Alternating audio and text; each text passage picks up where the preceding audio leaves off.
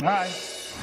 Let's bring in our two geniuses, Steve Moore, host of More Money on WABC Radio and Unleashed Prosperity co-founder, and Michael Faulkender, former Deputy Treasury Secretary and head of all things prosperity at America First Policy Initiative. Thanks to both of you.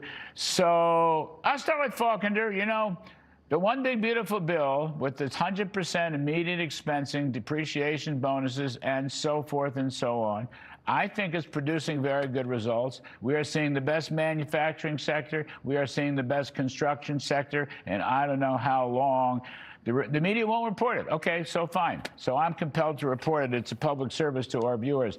They're blaming inflation. I'm just saying, hang on a second, hang on a second. The innards of the economy are booming. And blue-collar workers who do not agree with the Democratic Socialists of America are getting a lot of jobs, Mike Faulkender. It seems like a very good story, which maybe is why the lefty media won't talk about it. Yeah, Larry, I mean, if you look at the combination of policies that the administration put back into place upon retaking office, you had the extension of the tax bill, you had the immediate expensing of both equipment and factory construction, and then plus the deregulation. Remember, the Biden administration did not want artificial intelligence. They were fearful of it.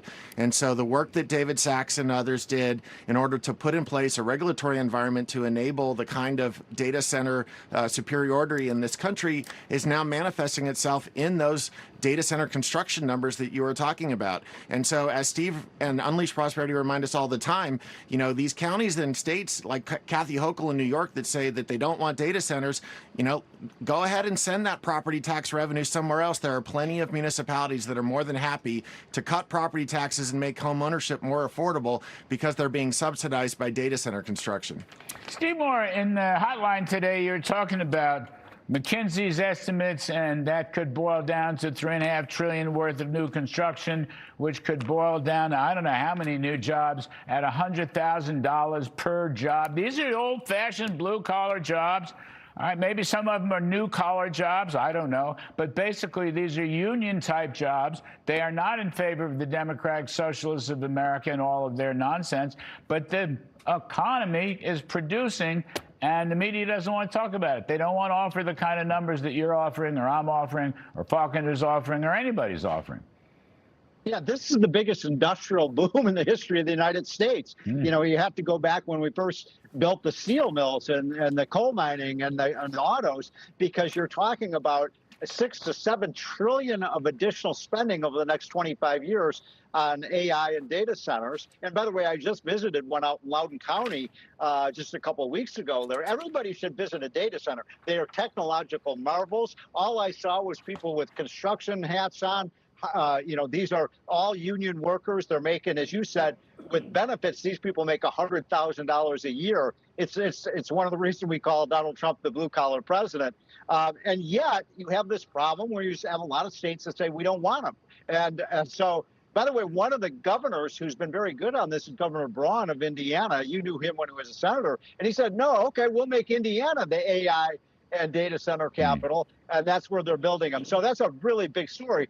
And you're right, this could be as many, we estimate 2 to 3 million additional construction jobs in America.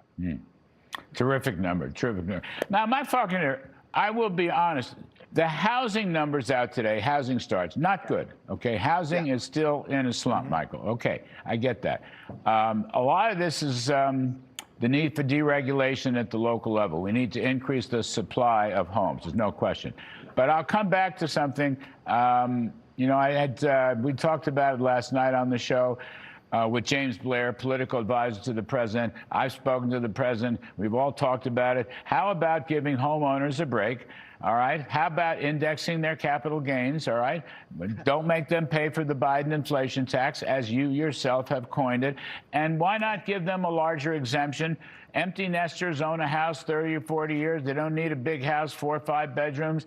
Let them get a bigger exemption, and chances are they'll make a sale and they'll put a new house on the market, and then it'll get priced out. I mean, I'm not saying that'll solve everything, but that would be good for homeowners.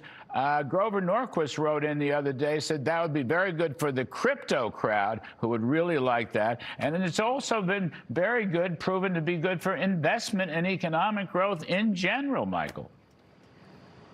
Yeah, it's just good policy, Larry, because at the end of the day, you have people staying in homes that are much larger than they need.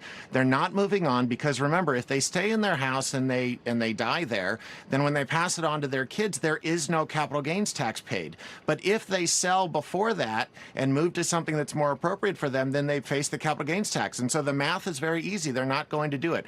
Larry, let me just say one other thing about the construction numbers, though. One of the things we're working on at America First Policy Institute is the idea that we need to make apprenticeships great again. We need to send a lot more resources and facilitate the changes in federal regulation so that we can take some of this Department of Education, Department of Labor money and help create the skill sets for contractors, for carpenters, for plumbers, in order to build the houses that the permits are being allowed for, but for which there's insufficient residential construction labor.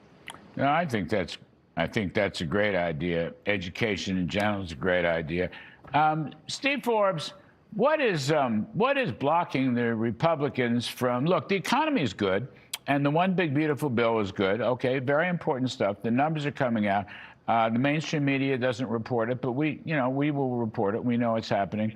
The people working in the economy know it's happening. Republicans are on vacation, Senate Republicans.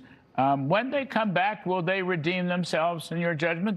They might conceivably. Will they redeem themselves, okay? Will we tackle waste, fraud, and corruption and all that spending that we don't need? Will we tackle tax fairness and not cause people to pay the Biden inflation tax? Do you think they'll have a comeback? Do you think they'll have a comeback in the Dallas midterm convention? What's your political reading? Well, I love that. How about a reconciliation? What would this 3.0, 4.0, whatever number they're on? And here's what you put in it, Larry. You put indexing of capital gains. By the way, McLaughlin poll, you've seen it, shows by 3 to 1, Americans do not think it's fair to tax people on inflationary gains. So put that in there. It's good for the economy. It's good for tax fairness. Then you have a anti-fraud provision of the bill, because we know hundreds of billions of dollars is being stolen from these programs, and you have some spending caps, and you've got a great bill that gives Republicans momentum when they go into those November elections. I want them to be on the offensive, not the defensive. Listen, even if they can't pass it, they can message it. They can let people know that if they are reelected, here's the agenda they will do to, broaden out the recovery even more than it is. Anyway, gentlemen, thank you. Steve Moore, appreciate it. Michael Faulkender, appreciate it.